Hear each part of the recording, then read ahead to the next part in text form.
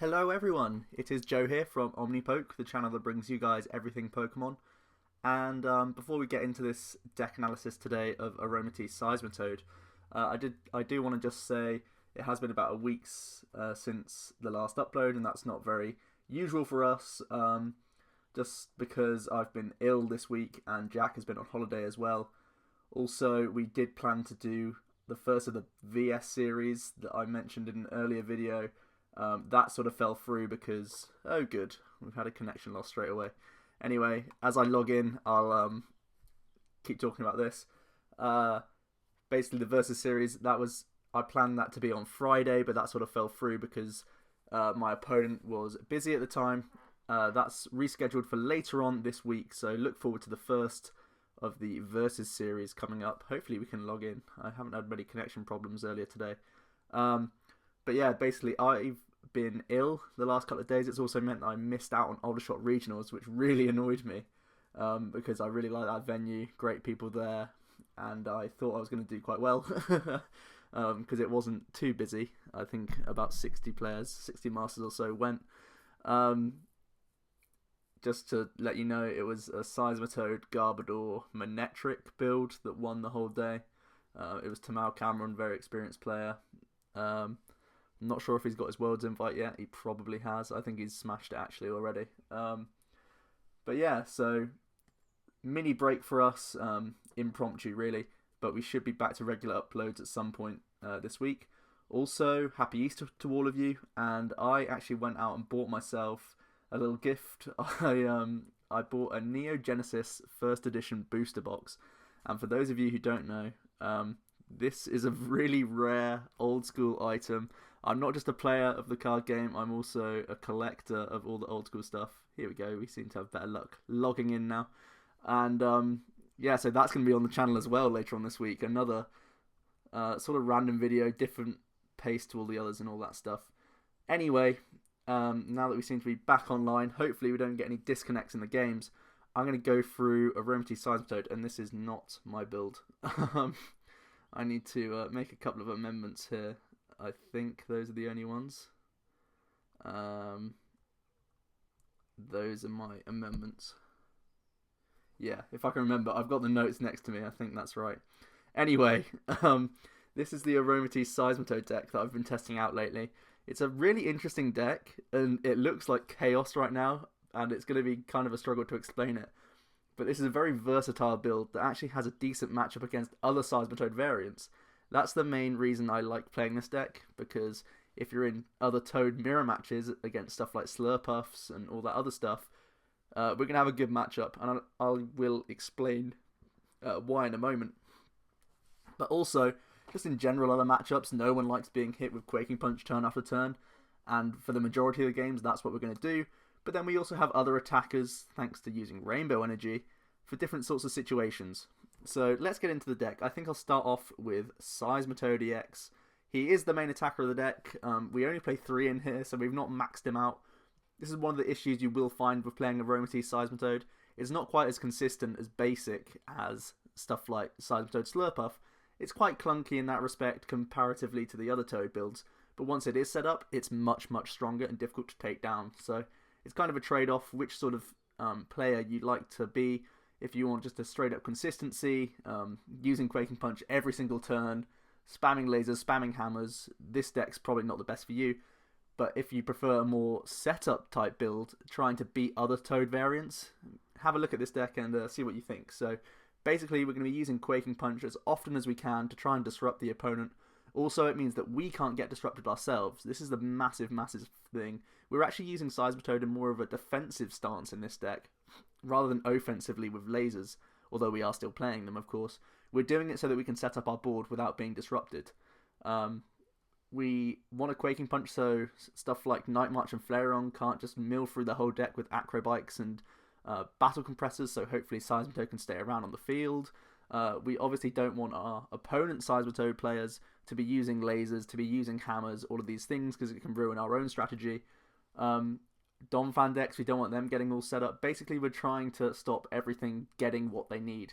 Also, Landorus Crobat, this is a pretty good matchup because it's just Seismitoad, and yeah, basically that's pretty good on its own against Landorus, but also because they can't use trainers to sort of super scoop up their injured Landoruses and all that stuff. They can't find their Crobat line as easily to get knockouts on Seismitoad. And because we do run max potions in here, we have a pretty good matchup. So overall, the Toad, we use it defensively so that we can set up our own field. And once we are set up, we're pretty much in a winning position from there. We will always have control. If we're using Quaking Punch and our opponent just is locked out, we're going to have a good matchup. So also, I will mention we do have Grenade Hammer. We don't play any Water Energy, but we do play Rainbow Energy. And some people forget that Grenade Hammer can do 150 with the Muscle Band, and then Verbank and Laser actually gets a one-shot. So we can end games much quicker than your opponent will anticipate. Maybe just the Seismitoad has a DCE on it, but because we have Aromatisse in the deck, which I'll get to in a moment, we can simply move 2 Rainbows that we've attached elsewhere and go for a Grenade Hammer for game, when otherwise they may assume you're just going to keep on Quaking Punching next turn. You can actually run the clock down much quicker. The way I like to play this deck is try and take 4 prizes, and then that's via Quaking Punching while you set up your board, and then just do a wipeout attack to finish the game a lot earlier than your opponent perhaps expects. So we play these 3 Seismitoads. Next I'm going to get on to Darkrai. He's a very important card in the deck. Dark Cloak, of course, giving us free retreat, and this is the main reason why he's in here. It's actually why I play 2 of him. Because if Darkrai's prized and you don't start a Seismitoad, it can be really, really awkward. So I like playing 2 in here. Also, let's not forget, Night Spear was once one of the best attacks in the entire game. And again, it's one of these situations where your opponent, if you're playing Aromatisse Seismitoad, they can't really handle every single attacking situation each turn. And sometimes your opponent will just discard Mr. Mimes and stuff like that because they feel like they don't need them against a Seismitoad deck. And then you come into a Darkrai and use a Night Spear, where that 30 damage can really be awkward. Definitely for stuff like Night March, that can be a pain. And also like Bats sometimes. Night Spear is still a really good attack. And he also has a Psychic Resist, which can help out in Night March matchups. But once again, we're going to be trying to use Toad Lock as much as possible. The main reason we have Darkrai is for the free retreat. But bear in mind, you can use Night Spear in certain situations. Next up we have Malamar EX, a very, very important card in the deck as well. I would love to find space for a second one in here, but there just is none. This is a really, really crammed list. I've been playing around with it for, I think, 2 weeks. And to find space for one extra Darkrai has been almost impossible. It's really, really tricky. So Malamar has to be stuck at 1, but he has a very crucial ability in Hyper Hypnosis, where you attach an energy to Malamar EX, your opponent is now asleep. So essentially, this is really, really good for the Seismitoad mirror matchup. So 50% of the time, our opponent is not going to be able to Quaking Punch us, which means we'll have our trainers back. And that means we can use our lasers on them, it means we can attach muscle bands to do increased output, we can also use our max potions to heal up our Toads. Basically, we just lock down that game if our opponent is not playing the Seismitoad Garbodor variant. And even if they are playing a Garbodor variant, if we're still Quaking Punching turn after turn, before they get a tool onto, say, a Trubbish, we can still abuse Malamar the whole game. So, really, really good for the Toad matchup. Essentially, we're going to break the lock 50% every turn if we're attaching every turn to Malamar, and they just can't deal with that. We've broken the lock so many times that we can spam these lasers, spam all these other cards that we have in the deck, which I'll get to in a moment, to just do more output and also heal our Seismitoad, so they just cannot keep up with that without having their own trainers accessible to them. Also, another big thing, Maximar, it's also a pretty decent attack as well. 60 times the number of heads you flip for each energy attached to Malamar, and oftentimes in late game, because we are using max potions and all this other stuff, healing is a factor. We're going to retain energy on the board, and Malamar is another one of these cards that can come in and just sweep up 2 prizes quickly. Not very consistent because it's coin flips and it's not your ideal, but it can do it. Especially if you have like 7 or 8 energy on the board, it's pretty safe to just go for a Maximar for game. Another card we have in here, Yveltal EX. He's a very important tech in here. Is actually for the Yveltal Toad mirror match sort of thing, or just straight Yveltal variants even, because oftentimes without trainer support, they're going to have to stack up loads of energy onto their Yveltal to knock out a Toad, and then we drop our own Yveltal, either attach to it or use Aromatisse to move energy onto it and respond with an Evil Ball to knock them out. And although we break the Quaking Punch lock for a turn, we wipe almost all their energy off the field most of the time, because they have to commit so much energy to a Yveltal just to knock out a Seismitoad. They're going to be sort of doing nothing that following turn, and then we can re-establish the lock with Seismitoad. So Yveltal EX, very good for dealing with other Yveltals with Evil Ball. Also, Y-Cyclone can conserve energy, which is quite nice. It can be annoying in the Donphan matchup throwing up a Yveltal as well sometimes, especially if they're going to be using stuff like Hawlucha. Hawlucha notorious for being annoying to deal with for Seismitoad variants, because we need to find Muscle Band and Laser with Verbank into play just to knock one out for a single prize. Otherwise, we can just freely retreat into a Yveltal, move the energy over there, and just go for a Y-Cyclone. Even though it breaks the lock for a turn, Donphan can survive without trainers in that matchup. That's why it's got a decent matchup against Seismitoad, because Karina still finds their Pokemon, and it still like thins out trainers in their hand, so they can still find other stuff. So Yveltal good against Donphan and very good against other Yveltals. Also, just like I said with Malamar, we just stack up 8 energy onto a Yveltal end game and just Evil Ball for 2 prizes to finish out the game. We'll go on to the second last EX tech we have in here, and this is Keldeo EX. We use Rush In so that we don't get afflicted by poison or sleep, so that we can always establish our lock. This is very important. So essentially we put a Rainbow onto a Keldeo, Rush In, free retreat with a Dark Cloak thanks to the Darkrai, and then move that Rainbow about however else we want it to. This just allows us to freely move between all of our attackers, very important. And also Secret Sword can be a way of killing Landorus's with just one Rainbow, a Muscle Band and a DCE. And again, it's one of these things your opponent doesn't really see it coming if they're assuming that you're going to be using Quaking Punch all game. This is a very flexible, versatile deck. Difficult to really master as well. It's a very tricky thing to know when to Quaking Punch and just sort of hold what you have. And sometimes you just got to go full YOLO and attach loads of energy and just go for a big knockout. It's quite interesting trying to play this deck and trying to figure it out, but it's also very powerful. The final EX we have is Jirachi. This is just for Stellar Guidance. The deck is kind of clunky, but we do have a lot of Ultra Ball support, which gives is extra outs to Jirachi, which is obviously an out to a supporter. And Jirachi is seen in almost everything these days. A very, very good card. Finally, we have a 3-2 Aromatisse line. Kind of thin, but we do have the trump card. And Aromatisse allows all these crazy plays. It allows us to use Malamar to a fullest effect. We just keep attaching fairies and rainbows onto him and then spreading them around, conserving energy. And it means if a Seismitoad does die, we can put another one down the following turn, move energy onto it, and Bob's your uncle, we have another Seismitoad using Quaking Punch. Or whatever other attacker we need, we can just drop that down and deal with it. So Aromatisse very, very influential in this deck, and it makes the whole combo possible. So on to trainers now, and straight away you'll notice we don't actually play that many. This is another reason why I feel like this has a good matchup against Seismitoad variants, because we don't draw into too many things that we just can't always play. We always have supporters so that we can find our Pokemon, thanks to Fan Club, which doesn't see that much play right now, but it's really good when you're being Quaking Punched. It means we can still find our Spritzees, we can still find Malamar, who is crucial, as I mentioned earlier. So having less reliance on trainers than other decks, actually I feel like this is one of the decks with the lowest trainer count I've seen in a long time. This is a pretty good matchup, and you're not going to be top decking into trainers all that often, so your hand is always going to be, playable against Seismitoad variants, is what I'm trying to say here. But in terms of the actual trainers we're playing, we do have Comp Search, just grabs you anything in the deck. Pretty good card, I'd say. We have the 4-3 Laser Bank. It's kind of high line. At the moment, I'm happy with 4-3, simply because Primal Kyogre has come into relevance because of stuff like Rough Seas. Also, even Manectric uses Rough Seas sometimes, Mega Manectric.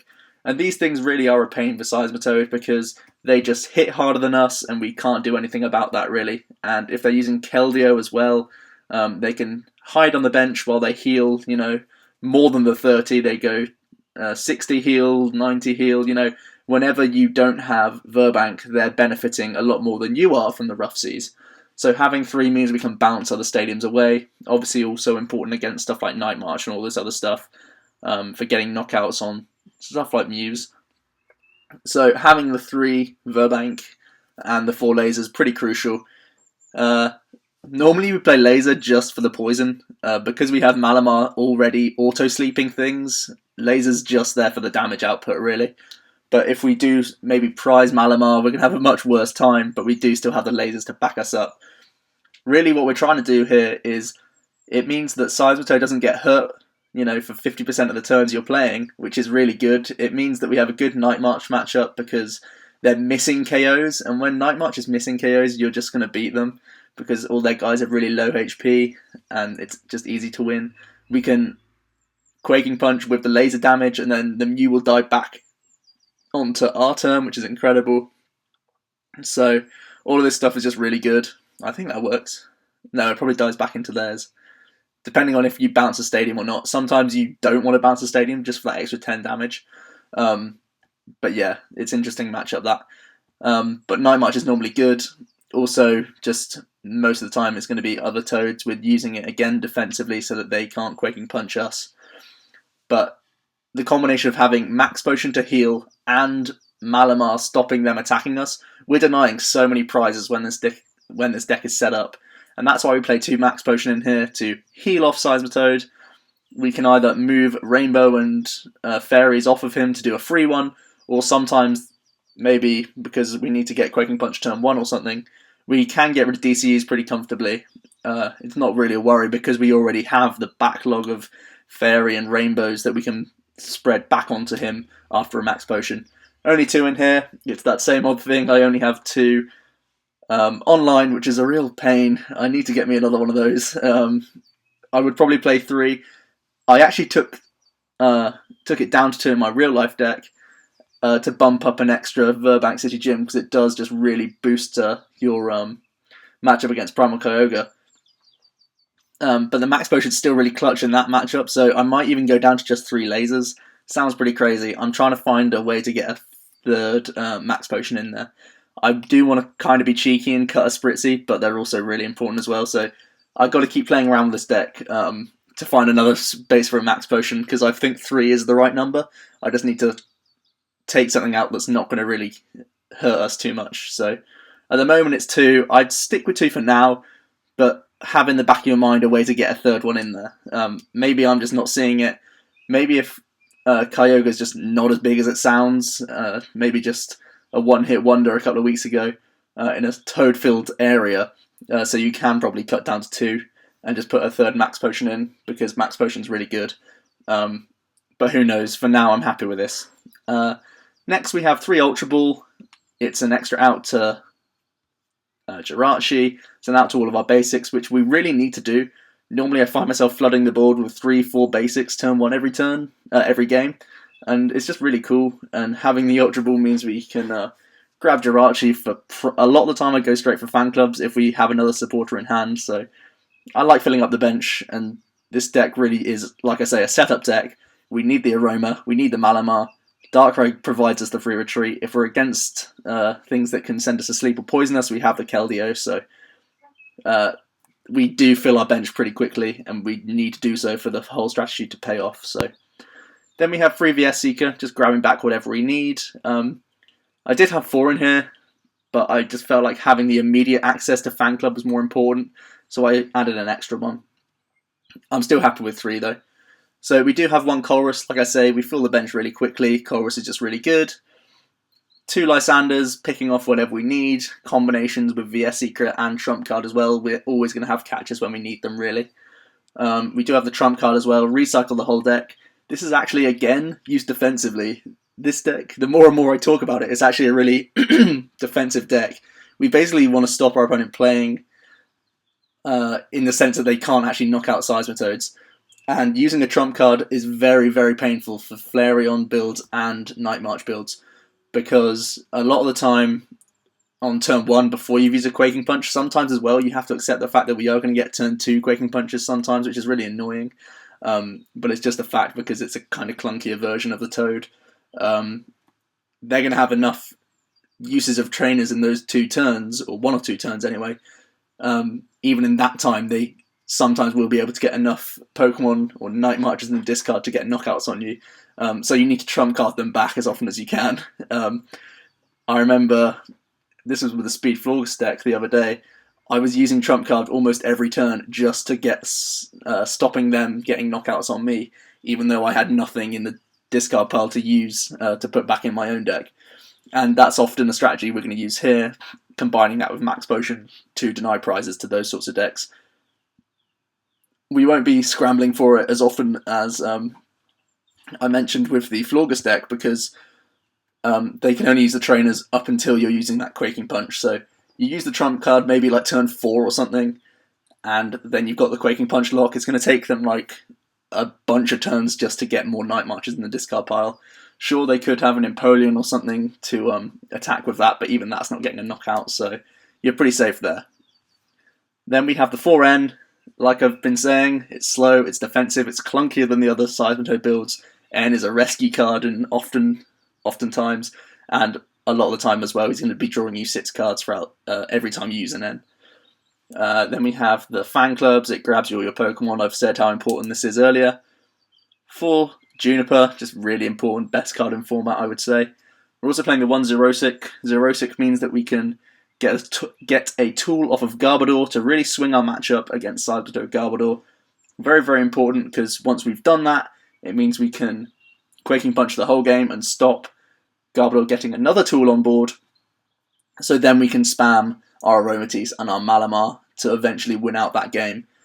Xerosic is often teched into Toad matchups, but it's really good for us specifically because if we can get rid of the tool for Garbodor, we have abilities. Their tech, which is the Garbodor to stop abilities, just does nothing. It's sat on their board doing literally nothing. And then hopefully our Malamar can mean we can get back into our trainers again if we can stop them getting a Quaking Punch, and then we can VS Seeker for Xerosic to spam their DCEs to hit them in the discard pile and just really win over that way.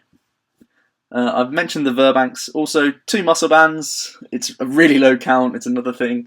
Just too much space. I mean, too many cards, not enough space in the deck. I'd love to have more, but we can only fit 2, so we have to settle for that. In terms of energy, we're playing the 4 DCE, so that if we do start with Toad, and if we are going second, we can still get the Quaking Punch turn 1. Like I keep saying, it's not as consistent as every other build. It's not going to happen as often as like Slurpuff variants that run loads of acrobikes and roller skates and all of that jazz. They normally do get a turn 1 Quaking Punch. A lot of the times, if we start with maybe, I don't know, Keldeo or something, we have to find ourselves a Darkrai, have to find ourselves a Rainbow, just to move out the way so that we can then, the next turn, attach to a Seismitoad and hope that that one's a DCE. Or even if we had a Spritzy on the bench as well, we look for the Aromatisse and then another Fairy and move it up. It can happen. I'm just saying it's not 100% of the time we're going to be Quaking Punching. But DC is still in there for that fact. And of course, it's a damage increaser for both Yveltal and Malamar. So the Rainbow, so that we have Dark Cloak and that we can attack with these guys. And just the 4 Fairy, because we can spam it with Aromatisse. So that is the build. I hope you guys followed me. I did kind of motor through everything. I also actually had to cut the video when I got to the trainers, so hopefully that was a fluid transition, but it did another con loss and it just made me swear, so I had to cut that out. But we will get into a battle now, and hopefully we can get a good couple of games with this, depending on the connection, because it's been pretty terrible so far. Hopefully, fingers crossed, we can get a game and play it to the full. And hopefully our opponent doesn't scoop on us as well. It's one of these decks that people do like to just rage quit on you once you get your board set up. But that's the idea of the deck, really. So here we are against Regius. And we're going to flip some coins. And it's a tails, so we can choose to go first, which is nice. And we do actually have a Seismitoad and a DCE. This is fantastic. We also have an N and a laser, so we have a lot of the things we need here. We're up against a Yveltal variant, and this is actually a pretty tricky matchup. We will be looking for our own Yveltal to try and counter on his when he eventually does get an Evil Ball to kill us. We can attach laser and just pass the turn here. The thing we're looking for now is not get Enhanced Hammered or Head Ringed, or that combination of the two is the worst possible outcome. We do see a 0-6 straight away, so there goes our DCE. And then a Dark Energy comes on board. Our opponent noticing the importance of Quaking Punch here. So I'm just going to go straight for the laser again because we're going to be going for Juniper. We do have Trump card, we've already seen that in our opening hand, so I can happily just dump all of this stuff. We need to get the Quaking Punch going, and again we are able to find a DCE, so fantastic start from us here. We can also attach a Muscle Band, and I do kind of want an Ultra Ball, but also the Chorus for 1 next turn is pretty grim. We've just got rid of our Jirachi, so I may hold on to it, so that next turn we can bench and then Ultra Ball for an extra Pokemon and then go for Chorus. So for now we'll just go for a Quaking and hope that he stays asleep here. He does in fact wake up. And we see a Rough Seas come into play, so I don't know what sort of build this is. Potentially a Manectric build. I can't imagine it having any Water Pokemon in here. And, okay, our opponent concedes. That is just... Why does everyone do that? Didn't even get to see the cool things in my deck. I'm not your average Toad guy. Come on.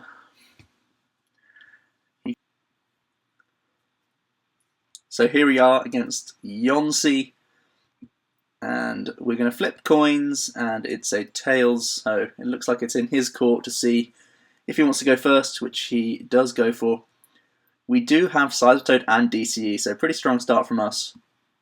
And we'll see what our opponent is playing now. I didn't catch what energies in the opening sequence, but it looks like we're up against Night March. This is a sort of dangerous matchup to see. If he capitalizes on this turn 1, it can be very scary. If he doesn't, we could have a pretty good game here. So let's have a look. And, okay, scooped. That is the 3rd scoop I've had. Just seeing Seismitoad, people just don't like it. So we have Crinal, K-Cernal? I don't know what that is. I always try my best, but I always admit that I don't actually know what the name is. And we have Darkrai and Malamar. We don't have any Rainbow Energy, which is a bit annoying. But we do have the Fan Club to try and bail us out with a Jirachi, if it is in the deck. And it looks like we're up against some sort of Evolution with Crobat build. Pretty interesting. I'm going to go for the Fan Club straight away. And we're going to grab Seismitoad and Jirachi for next turn. What I'm going to do is attach the DCE this turn. And if we don't draw into a Rainbow off the top deck or anything like that, we can simply go for the Jirachi to find ourselves a supporter and hope to draw into Rainbow. We're also going to drop the Verbank and the Laser, just to try and threaten the Eevee. Maybe force him into the Leafeon early. Or drop an Ordino potentially as well. But even if they drop Ordino and don't evolve, it means that we can come in Quaking Punch. So we can see a turn 1 AZ, so clearly our opponent doesn't have the strongest of hands. Going into another Eevee, lasering us back, and getting heads as well. That's another thorn in our paw. It means potentially we're going to have to VS Seeker for Fan Club to find a Keldeo. We see an evolution into Espeon, who is going to hit us for 0 with Psylurp because of our resistance, drawing back up to 6. So here we have a decision to make, a pretty awkward one as well. We could Fan Club for Keldeo and a Spritzy, attach a DCE to Keldeo to get the free retreat, or to pay the retreat and get a Quaking Punch. I feel like that's still a strong play. Espeon's not too threatening in terms of its output. And if we can stop the flow of Zubats, we should be pretty okay this game. So I'm going to take it slow, go for the Fan Club, find Keldeo, who we've seen earlier, as well as Spritzy. And instead of using Dark Cloak, which is the best approach, we're just going to actually do the old-fashioned rush in, pay retreat with a DCE. Kind of painful, but getting the Quaking Punch is always the most important thing in this game, so or with this deck at least. So we're going to hit for 30, not too much, but at least we stop our opponent using any of these lasers or anything like that. We see Gengar EX come down, so a pretty interesting build indeed. I know that Espeon is actually a decent card for killing other Zubats and stuff, so that's quite interesting. This deck probably has a pretty good matchup against Landorus Bats, to be honest. If you can use Shadow Ball to stop their Zubats and take cheap price on them, and then use their Golbats and stuff, use your own Zubats and Golbats to make it difficult for Landorus to get knockouts, I can see this being a decent deck. So here we can just go for the Colress, keep the Jirachi for later, and hope to find that Rainbow, which we do find this turn. And we can attach it to the active. We can laser as well, so we're going to take the first knockout here, thanks to Poison. We can freely retreat with the Dark Cloak that we have. I can hold these other two in hand as well. I don't feel like I'll be needing them for now. Darkrai will be able to kill Gengars because of weakness if it ever comes down to that, so that's something to look out for as well. If ever we have a chance to catch her for 2 prizes, we will do so probably. And we can take the first prize on a Espeon here. So Gengar comes up, and we just see a Psychic attached, so maybe he plays Dimension Valley. Yes, we do see it come into play now. So it looks like we're going to get hit for 60 in Poison. We do, of course, have the Keldeo Floatstone that's going to make the maths a bit less helpful for him. But then again, he does have Zubats and Crobats to rebalance that scale, so this is a pretty interesting matchup.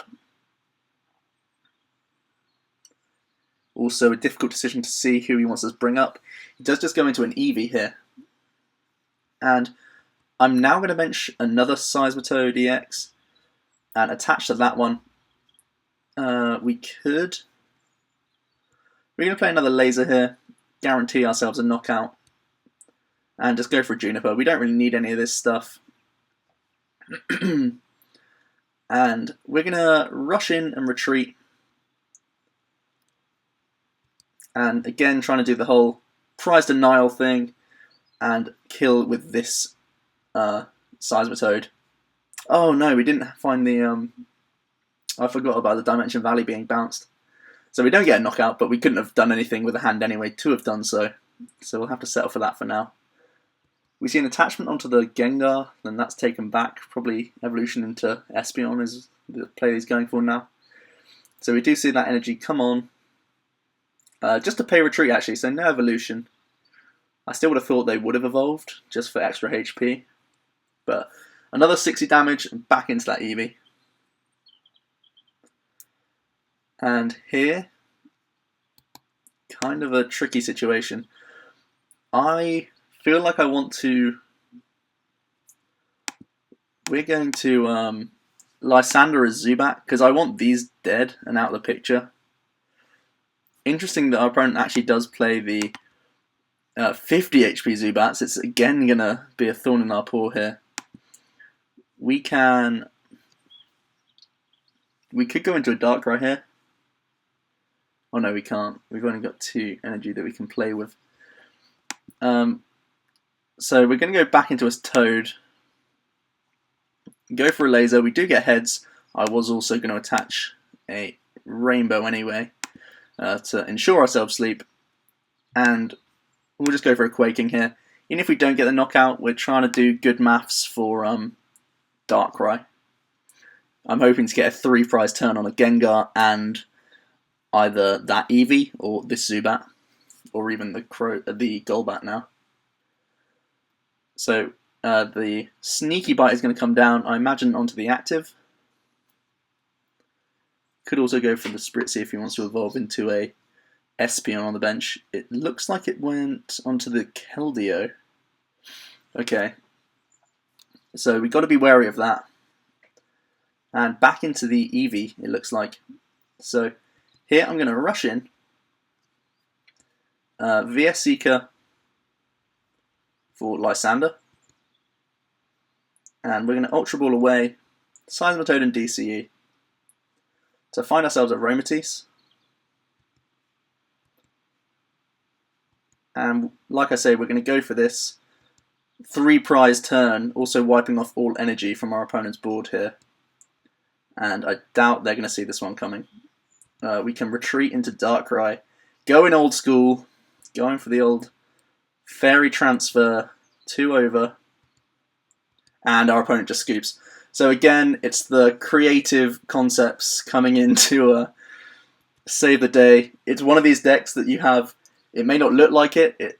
It looks like our opponent was only assuming Quaking Punches were going to keep coming, but we actually have the bigger picture in our heads most of the time because we have our own hand, we have knowledge of our own hand of what we can do next turn, and because we had that Darkrai play, we could wipe all energy off the field, also kill the Golbat, so their best play was going to be going into an Espeon and a Golbat the following turn.